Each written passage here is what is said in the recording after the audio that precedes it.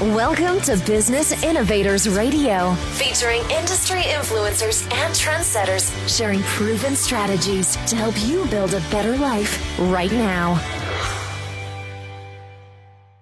Hi, this is Tammy Patzer, and I'm really excited today to introduce you to Ian BRODIE.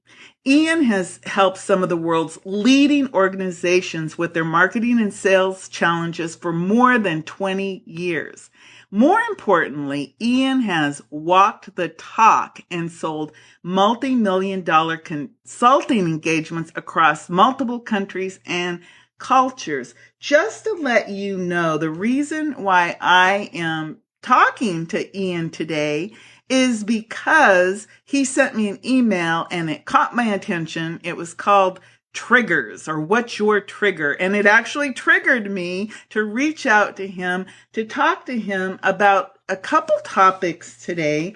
And those are going to be about the More Clients podcast. And I really want to get into Ian's head about authority. Just to let you know, Ian is also the author of the best-selling book, Email Persuasion. Welcome, Ian. Hey, it's great to be here.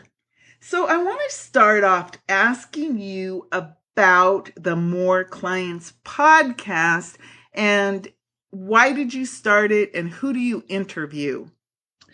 You know, that's a very interesting question, because I think my podcast is a little bit different to most people. So when you look at most people on iTunes, especially the well-known podcasters, they kind of, in a way, their business is built around their podcast, and their goal is to get lots and lots of iTunes subscribers and turn them into website visitors and email subscribers. And they kind of build everything around the podcast. It's not really like that for me. I've been running my business and my website for about 9 years now. So I started off blogging, my main channels, I guess, are my blog. I do a regular quick video marketing tip, a tip on marketing on video. It's not about video marketing. It's about marketing, but it's on video, once a week, a little 5-minute marketing tip. And I do 2 or 3 emails to my subscribers a week. So I'm doing plenty anyway. But a number of years ago, I realized that there were various people out there who I either kind of had contact with, or I admired and didn't have contact with. And I wanted to find out more about some of their ideas. And I thought it would make great scope for really interesting content that my subscribers would be interested in. But the chances of getting them to maybe write a guest blog post or something like that were pretty slim. So I think it probably started out with my friend Charlie Green, who's the author of The Trusted Advisor, one of the co-author of The Trusted Advisor and author of Trust-Based Selling. And I thought, why don't I just interview him? And, I saw people doing podcasts. I thought, I'm probably not going to end up doing, a 5 episodes a week type podcast. But if I interviewed Charlie on audio, it would be fairly easy to do. And it would be easy for him. That was the key thing for me. I didn't want to, make something really difficult for him, like writing a huge article for me. But I had a few questions I wanted to ask him about trust building. And so I asked him, and he said yes. And so I think that was my very first interview for a podcast. And then there's a book I've always loved, called Let's Get Real or Let's Not Play, which is actually a book about selling consulting services, written originally by Mahan Khalsa. And then they reissued it. They published a new version of it. And I contacted the new co-author, Randy Illig, and asked if he'd like to come on and be interviewed by me and ask him a few questions about the podcast. And he said yes. And it kind of went from there. So I haven't done hundreds and hundreds of interviews. I think I've done just under 30 interviews in a few years. So not loads and loads, but it's proved to be a really good way of getting access for me and my subscribers, the people who come to my blog, access to some really leading edge, interesting material that they probably wouldn't be able to get access to any other way.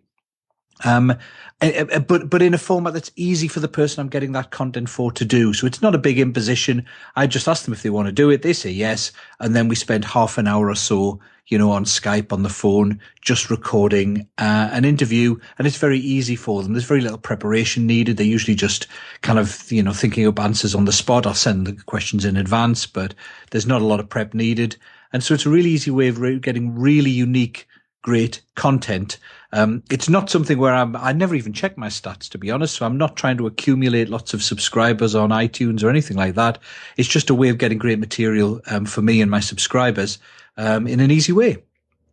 I think that is a really, really good reason to create a podcast, because the people that you admire, just like how I admired you, and it was like, wow, wouldn't it be cool if I could talk to Ian BRODIE about what he's doing and get it directly from you about how to create authority, how to get more clients. And when I wrote to you, you responded with, yes, I would love to talk to you and your listeners. And so, of course, I was thrilled.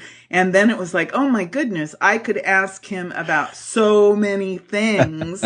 And because, for example, email Persuasion, I read that book and I applied what I learned from it. And today, when I went to your website, I discovered that you had expanded your knowledge, and now you have the 5-minute marketing tips every week. And I started to listen to those, and I was blown away by the quality of content in 5 minutes. And that is really a phenomenal thing when you think about that, because if you can learn actionable items in 5 minutes and learn something and then go out and apply it today, that is really going to substantially help you. And I want to ask you about how having the podcast can help you to create authority. And what does authority mean to you? What is your definition of authority? Right. Well, my definition of authority really is expertise with influence.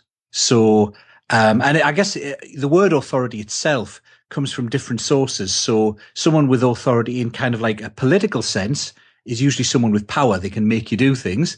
But an authority in an academic sense is someone with a lot of knowledge. And actually, from a business perspective, it's where you add those two things together that you get really useful authority. So, the world is full of experts that nobody listens to. So you don't want to be one of those. And the world is also full of people who order people about, but they're not respected, and they're ordering about because of their position rather than because of things they know. But for us in business, and particularly I deal with a lot of small businesses and people like consultants and coaches who want to be influential. Authority is that influence, because people respect your expertise and they're acting on what you do. There's nothing worse, I think, than having this great knowledge, but nobody actually acting on it and having no impact in the world. So authority is both about having expertise, but it's also about having impact in the world and being influential with that expertise. And a podcast can work really well for that. I think from a number of perspectives.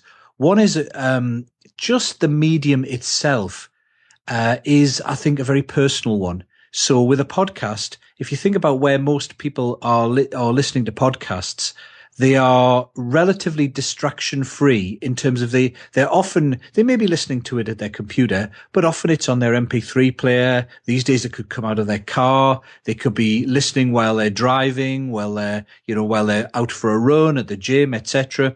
In fact, Stephen Dubner, the co-author of Freakonomics, put it well recently. He said podcasts are the perfect medium for the multitasking generation, because often nowadays we've got things we need to do that require the use of our hands, like driving, or the use of our eyes, like driving again.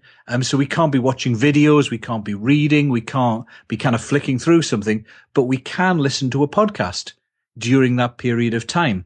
And of course, it's really democratized radio in a way. But you're getting in people's ears where usually there aren't other competing interests. Like even with a video, for example, or doing a webinar, chances are someone will switch over and start reading their emails at the same time. Or playing on Facebook. Yeah, it's just the way of things. People are really easily distracted, and of course, it's in the interests of places like Facebook to distract them. That's how they make money, and they apply, they employ boffin scientists to figure out how to distract people and how to get them to interrupt what they're doing just to spend more time on Facebook. So it's really difficult to keep people's attention. But a podcast can do that because you're in a format where people don't have those other things. They drive, not all the time, but very often they're driving, they're running, they're in the gym, they're walking somewhere, etc. I listen to a lot of podcasts when I'm out going out for a walk. I tend to walk to coffee shops and work in coffee shops a lot, and I listen to podcasts while I'm doing that. So there's the fact that it's almost like a sole voice or a couple of voices in your ear. I think is very personal. It's like someone whispering in your ear, literally, I think. It's when there's few other distractions, so people are paying more attention. So, the people are online, people are rarely prepared to listen to more than 5-10 minutes or watch more than 5-10 minutes of video. It's why I try and keep my marketing tip videos to 5 minutes it's within the attention span of most people. But people will quite easily listen to 30, 40, 50, 60 minutes of podcast, when they're out for a walk. So you get their dedicated attention and you get more of it. And then the nice thing about the interview format podcast is, of course, it positions you with people who are already regarded as experts. So I did a couple of interviews, I've done a couple in the last year, where I was getting quite interested in membership sites. I ended up not pursuing that avenue, but I was getting really interested in membership sites because I had one myself.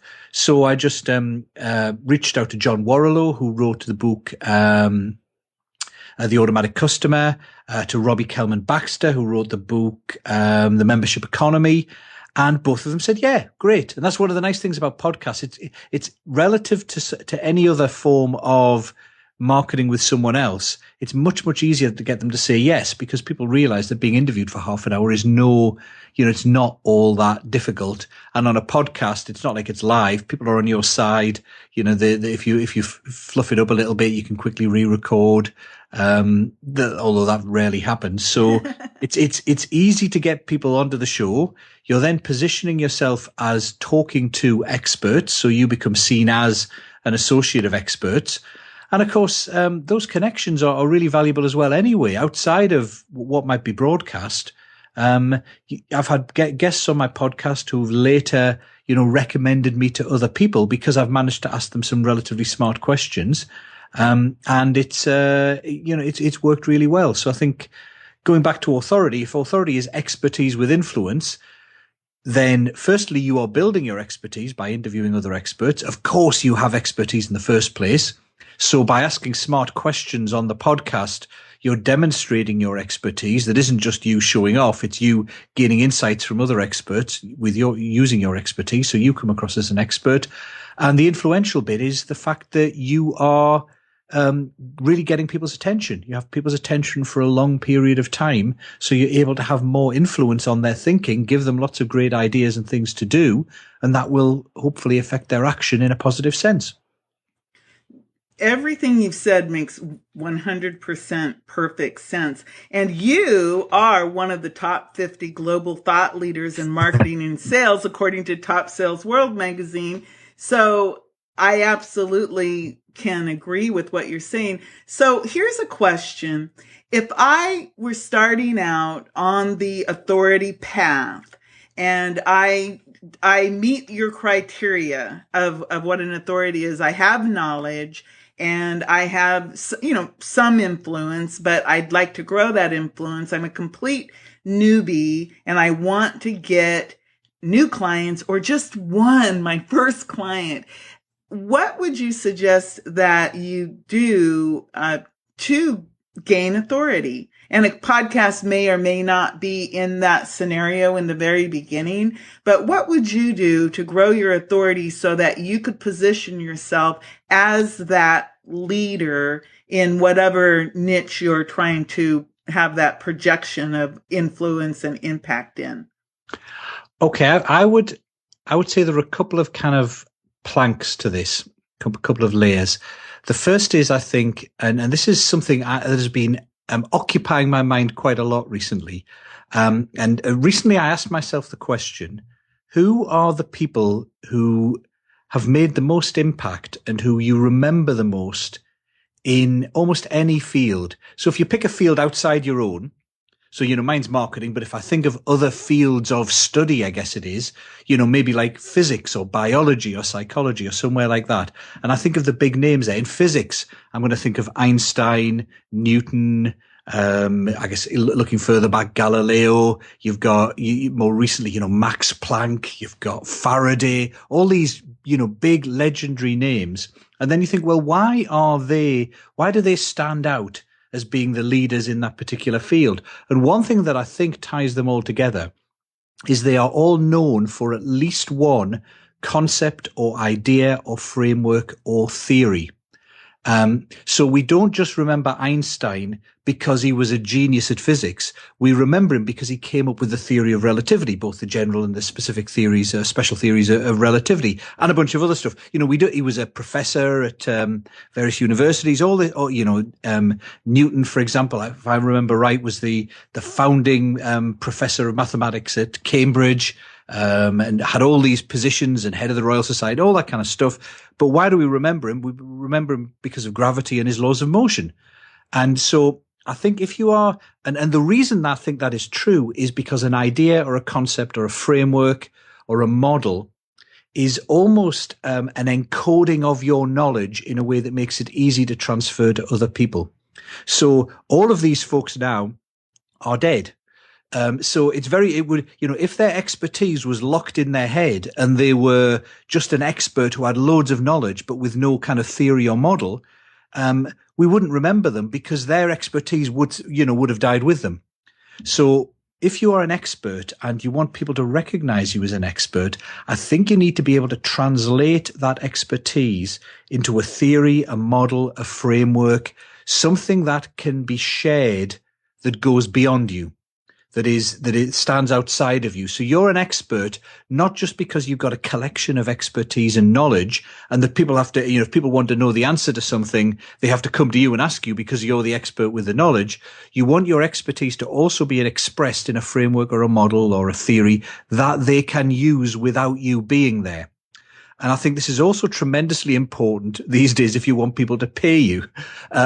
So if you think about experts in the traditional sense, let's see, even 10, 20 years ago, like an expert, like in my case, I worked in consulting. I started in consulting in 94. So 20 years ago, expert consultants would consult for people. And you would have to hire a consultant. You would have a load of difficulty trying to find a really good consultant who was an expert in their field. It would be difficult to tell who was who and who knew what, other than the really big names who published books. But eventually you would find someone, you'd get a sense they knew what they were talking about. But then you would have to hire them and they would do something and they would then go away. And you'd be left with a fixed problem, but there often wouldn't be a lot of transfer of knowledge over to you. Now, these days, when we're doing so much more business remotely and online, most of us don't go into clients anymore and fix things. I work with clients either, if I'm coaching, I might do it over the phone. More usually now, someone will buy an online program for me. Well, that I can't just splurge everything in my head into an online training program because it would last 50 hours and people wouldn't really be able to understand it. I have to turn my expertise into an easily understandable framework or set of steps that people can then take and apply themselves. So, and that's better for them anyway, because it means they can then apply my knowledge and my expertise long after I'm gone. They get longer lasting results from it. So I think the first step to becoming a recognized authority is to work on at least one model or framework or idea or concept that you can become associated with. Now, you might not come up with, you're not going to come up with, well, you might, but it's unlikely you'll be come up with the theory of relativity in your field. But you should be able to come up with, an acronym for something, that you do, a particular model or a way that you happen to do whatever it is you do. So if you are if you're a leadership coach, you might have a way of building teams that's a little bit different to other people. Don't just have it as knowledge in your head and do it. Turn that into a model or a framework or a picture or an acronym of the 5 things you need to do to build an effective team in your way that you can share with people, that people can learn from, and that people can use. It might feel a little bit scary because you're kind of giving away your secret sauce, but of course the real depth is in people get from you. But unless you can do that, it's difficult for people to talk about you and to associate you with anything. So, in my business, I've done a number of different things over the years. I'm at the minute, when I talk to people about winning clients, I use a thing called the client flow model. Now, it's no rocket science. Flow is just 4 big steps in winning clients: getting focused, lead generation, ongoing nurture to build your relationship with them, and then winning clients to convert them into clients. But I put everything into those 4 steps, and everything I do, I always show people where they fit into the 4 steps. And slowly over time, that model gets associated with me, and people begin to say, oh, you should see Ian's flow model and see how that could apply to your business, etc. And that way, I become known as an authority through my thing rather than just me. Because if someone says, you should see Ian's flow model, it's a really good way of X, Y, and Z, I think that almost apply. It sounds more credible than, you should speak to Ian, he really knows what he's talking about. That doesn't, there's no authority inherent in the sentence itself, because it's just about, hey, Ian, he's a great guy, sort of thing. So that would be the first thing I would look at. And if you look in many business fields, who's the most recognized person in the field of business strategy is Michael Porter. Well, why do we know Michael Porter? Well, he's got his 5 forces model, his value chain model, his, different forms of competitive advantage model. He's got various models and ideas associated with him that we remember, even back to Peter Drucker and management by objectives and stuff like that. So, Seth Godin, we associate him with the purple cow idea, or tribes as an idea. So these things don't have to be, step-by-step models. In Seth Godin's case, they're often concepts. If you look at someone like Jim Collins in the field of management, he's got his good to great model. And within good to great, so that's a name, which kind of makes sense and you understand. And then within that model, he's got various different pillars of things you can do, getting people, get the people on the bus first, all that kind of stuff. Or with Tom Peters in Search of Excellence, which kind of kicked off the mega best-selling business books. He had he essentially used the McKinsey, he had his excellence framework, which is essentially the McKinsey 7S model. And he had various things like sticking to your knitting and management by wandering around. So really anyone who's a really successful authority tends to be known for a model or a framework or an idea. And so that would be the first thing I would think about, is making sure you have one of those and then consistently using that and applying that. Does that make sense so far? I've spent a lot of time on that one. It does, because, for example, I have leap, learn, engage, apply, prosper. And I put together what all of that means. And of course, the terminology is leap. So that gives, the idea that you're going to make this leap when you do these things. I was listening to one of your 5-minute lessons today about authority, and you were talking about doing research. Can you expand on that? It was like, and it kind of goes along with what you were talking about, to become known for a model or a theory. And I do have an educational background. So, I was thinking about that. When you go to do a PhD, for example, that is part of the goal. It's like, what are you going to contribute that is fresh and new to the body of knowledge? And in one of your 5-minute lessons, you were talking about doing research. And can you expand on that a little bit about? I can, yeah, because it does fit with the kind of model idea, because you can either research to back up your model, or you can do research to create the model in the first place. But this is a massively underused method. And I think the reason it's massively underused is it's relatively hard work. And a lot of people don't like to do it. They're just hoping people will suddenly see them as an authority. But for me, this is like the most surefire method of becoming seen as an authority. And simply put, research is doing research. So now research doesn't have to be kind of academic research in the PhD sense. Research could be a survey, for example. Research could be interviewing 5 of your best clients about a particular topic to find out best practices in a certain area, or develop some case studies in a certain area that does highlight and allow you to pull out best practices or a model or ways of doing things that you think would be successful. I used research really, really well. Very early on in my career, when I left the corporate consulting world, I wanted to set up a local consulting practice here in the northwest of England. And my real expertise was working with consulting firms and people who did coaching, that sort of stuff. But frankly, there aren't enough big ones here to have turned that into a decent sized face-to-face training and consulting practice. So I thought, well, who else is like consultants? And I thought, lawyers, accountants, people like that. They're professional service businesses. They're not really very good at marketing and selling. So I'll look at those as well. And what I found was that the most numerous of people in that market were the lawyers. There were lots and lots of medium-sized law firms in the area, hundreds upon hundreds of them that could all be clients. The problem was that because I had no background in law, they were all very snooty about whether I would be able to work with them. Oh yeah, had been really successful in consulting. I guess it's a bit like the law, but you've never worked for a law firm. It's probably different for us. We're very special sort of thing. So what I did was, and it was really difficult for me to get meetings with them. And when I did get meetings, they weren't really listening. They didn't really take me seriously. So what I did instead is I launched a research project, and a research project was simply interviewing senior people in 20 well-known law firms in the northwest of England here about business development best practices. And all I did is I prepared a structured interview form. I asked them a variety of questions about whether business development was a more important or less important skill for lawyers than it used to be. And of course, they all said much more important these days. And then I asked them about what the most important business development skills were. And I went through a kind of list of the top different skills people might have, from networking to sales type meetings, although they wouldn't call them sales, to social media, to whatever it might be. And then for all of the ones that they highlighted as a priority, I asked them, well, why is that a priority? What is it about it that's so challenging for lawyers? What do you think people should be doing in that area? And I asked a couple more questions as well. And the interviews lasted about an hour. It took me about 6 months to get those 20 interviews done, because I was doing other things at the time. But basically, it was a lot easier to get interviews with 20 lawyers to take part in a research project. Those same lawyers would never have spoken to me if I'd gone in to try and sell anything to them, because they just weren't interested. But at the end of the 20 interviews, when I pulled everything together, I knew more about business development for lawyers than anyone else they were likely to speak to.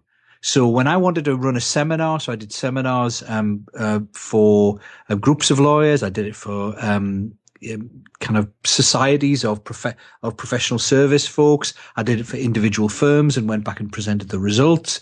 And everyone was incredibly keen to hear from me, because now, just by doing these 20 interviews, when I'd done one interview, I didn't know as much as the typical lawyer. By the time I'd done 2 or 3, I was kind of on a par when it came to business development to these lawyers in terms of knowledge. By the time I'd done 20, I had way more examples, way more best practices, way more knowledge, and was able to say more certainly what worked and what didn't work than any one of them individually. So they all saw me essentially as an authority on law firm business development, even though they'd all had 20 years working in law firms. Because I was able to do the research, I was seen as being much more expert in it than they were. So a research project, it wasn't, it's not a half an hour in an afternoon type thing. It took me 6 months of elapsed time and, 20 hours of interviews, another, probably 10 hours to analyze the results, a couple of hours to set the meetings up in the first place, that kind of thing. But it really worked. And you can do that in any field. I barely had any law firm connections beforehand. I just used a couple that I had to get the first initial interviews. And then I largely asked people who else they thought I should speak to, and they would introduce me to other lawyers because they wanted to hear their thoughts. Professional associations would introduce me to their members because they thought they would benefit from it. And, 20 was enough. In fact, frankly, I think 10 would be enough to put you ahead of pretty much everyone else. And now I did my interviews face to face. You could do some over the phone. You can do an online survey these days, but it really works very fast to position you as an authority. And from that research, you can develop your model. You can identify the common factors that everyone said was really important and build it into your own model. And now you have something unique. Now you're not just parroting what everyone else is saying about your field. You're not the leadership person, going in there saying, you ought to have an inspiring vision. You ought to work on the business, not in the business. On the business, not in the business was really great when Michael Gerber said it 20 odd years ago, the first time. But if you're the 57th consultant who's gone in and said, you need to be working on the business, not in the business, and your clients heard that 100 times before, it's not going to impress them. But if you've got a new model, some new ideas taken from your own unique research, then that is going to come across really well. As you've been talking, I've been thinking about everything that you're saying can actually be applied to the podcast marketing model, because if like you said that when you started, you really did not know anything about attorneys. By the time you did the interviews with them, you truly were the authority on the business development for attorneys. And I'm thinking about how no matter what type of business consulting you're in, if you're going after a certain niche or group of people, that your method of doing the research could either be done exactly like the way you did it, where you actually do a survey or an interview, where you go see them in their office or online or whatever. But it could also be done in a podcast form, because like you said earlier, people are more open to being interviewed about a topic. And of course, I think your interview process was probably much more in depth than anything that you could do in a podcast situation. But I was just thinking about how could I apply it? I think you could. I think you absolutely could. I think the way I would do it was rather than just going randomly into the podcasts, obviously, I would try and use a relatively consistent set of questions across my interviewees. That way you can compare and contrast results. You'd probably, you obviously in lots of podcasts, you tend to ask people about their story and the things they've done because it's interesting, the kind of human interest thing. But you might ask them. So for example, if I was doing, a podcast series and I wanted to do some research on authority, because I've just said there that, one of the things you need is a model or a framework, etc. I would make sure I asked every podcast guest, do you have a model or a framework you use with your clients that you've translated your expertise into? And if they all said yes, and they all had a really solid model, I would think, okay, my idea is correct. You do need a model. On the other hand, if most of them said, no, actually, I don't, I just wing it, then I would have to rethink whether my ideas about having a model were correct. And so you can use the podcast. So I would probably try and have your own ideas and model first about, what makes success for these people you're interviewing, and then ask them questions related to that. So I probably wouldn't use the podcast for purely exploratory research.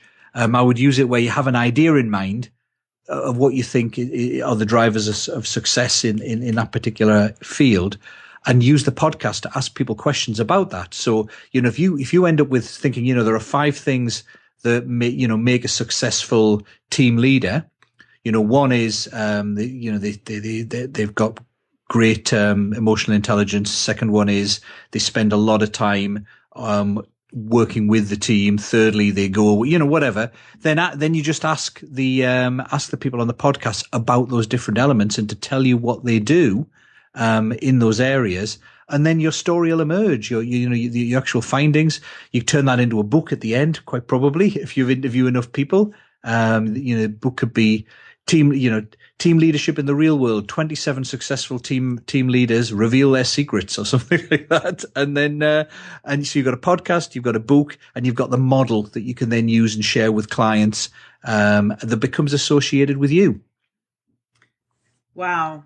I'm thinking of, as I listen to you, I just keep getting more and more ideas and more questions. And I don't want to keep you all day because I know you have other things to do. But one of the things that I wanted to ask you is, because you do so much with helping people find more clients, reactivate clients, help them with their email marketing. And now I know you gave some really, really good tips about how to connect with high-level thought leaders in a podcast situation. Where can we find more information about Ian BRODIE and your services? Really, two places to go. If you are interested specifically in email marketing, then my book, Email Persuasion, is obviously on Amazon. If you just search for email marketing, you'll find it on Amazon. Or you could go to emailpersuasion.com. And if you sign up there, it's obviously got links to go to Amazon and buy the book. But if you sign up there, you get some extra free resources that accompany the book, some training videos and stuff like that to go with it. So that's if you're interested in email marketing. If you're interested in winning clients more generally, but particularly if you're a consultant or a coach or someone in that field. So a service business where you kind of live by your expertise and your client relationships and getting results with them. Then if you just go to ianbrodie.com, first time you go there, it'll offer you my 21-word email that can get you more clients, which I know you've looked at, Tamara. And I've used it. Good for you. And I got more clients. Excellent. So that's just a really simple way of, as you said earlier, reactivating some of your best prospects that you may have let drop in the past. And that'll get you going fast. So that's a really useful little tool. It's very simple to apply. And that also gets you signed up for my regular emails. So you'll get a bunch of stuff from me about really sharing all my best ideas about winning clients, including my weekly 5-minute marketing tip videos. One of the things that I do want to point out to everyone is that Ian BRODIE, obviously, he is what I would call a giver, because I did go in and I looked at his 5-minute video tips, and in 5 minutes, every single video, it has a theme, and he gives you, anywhere from 3 to 5 actionable tips. And the beauty of that is let's say that you only had 5 minutes, but you needed something to get you going and to motivate you. You could go in and watch one of his 5-minute tips videos, take whatever the lesson of the day was and apply it. And it would actually help you make like this wonderful breakthrough to help you start getting more clients and everything. So just to let you know, Ian, I do tell everyone I know about you because I have read your books and watched your videos. And what I really, really admire is the fact that you give so freely of your ideas and your marketing tips, and without, they're right there on your website. You don't have to go, pay for them to get your best ideas. And then, of course, you do have other products and services and trainings and coaching and everything. Just to let you know, I was reading through all of the comments about what people have said about you. Scroll down to the end, and of course, there's one that says Ian's low-key, self-effacing style belies some deep content mastery. Charles H. Green, author of Trust-Based Selling and co-author of The Trusted Advisor. And then at the very end, it says, there's a quote, "When are you going to get off that computer and start tidying your office? Kathy BRODIE, long-suffering wife." And I love that because that tells me that you have a sense of humor and that it must be really fun, that your wife is like, I can just see her. It's like, okay, it's like midnight. When are you going to get off that computer, and pay attention? But I just thought that was a really cool thing to include because, of course, it humanizes you and it just adds to the fact that you are a well-known leader, rainmaker, and authority. And I really am, really feel blessed that you agreed to talk to me today, Ian. Do you have any last words for our listeners? I think that the key thing in all this, and sometimes we can jump into it, and, we talked about research projects and we talked about the podcast, etc. And one of the secrets, I think, to this stuff is to just get going and make version 2 the perfect one, rather than trying to make version 1 the perfect one, which of course means you'll go around in circles trying to think of it and plan it and get it, absolutely right the first time. It'll never happen. Make version 2 perfect. Just get version 1 going. Because most of the stuff I've done, I look back at it now and, I look back at that law firm study and I think, I made so many mistakes and I could have been so much better. But had I tried to get it perfect on day 1, I wouldn't have got anywhere. And it's similar with the podcast. Had I tried to have, and I do fall victim to this quite a lot actually myself. I'll delay doing things for a long time because I want to get them perfect first time. But had I tried to get the perfect podcast with, the clever logos, I mean, honestly, the music at the start of my podcast sounds like it's from a very dodgy 70s film. But you could spend a week trying to find the perfect music that just sums up the mood or whatever. Get that right later. Just get some decent stuff. Do a bit of thought. Don't just bludgeon straight into it. But don't hesitate too long. Get going with this stuff. That is wonderful advice. Thanks again, Ian. My pleasure. This is Tammy Patzer. Go make it a great day. Thanks for listening to Business Innovators Radio. To hear all episodes featuring leading industry influencers and trendsetters, visit us online at businessinnovatorsradio.com today.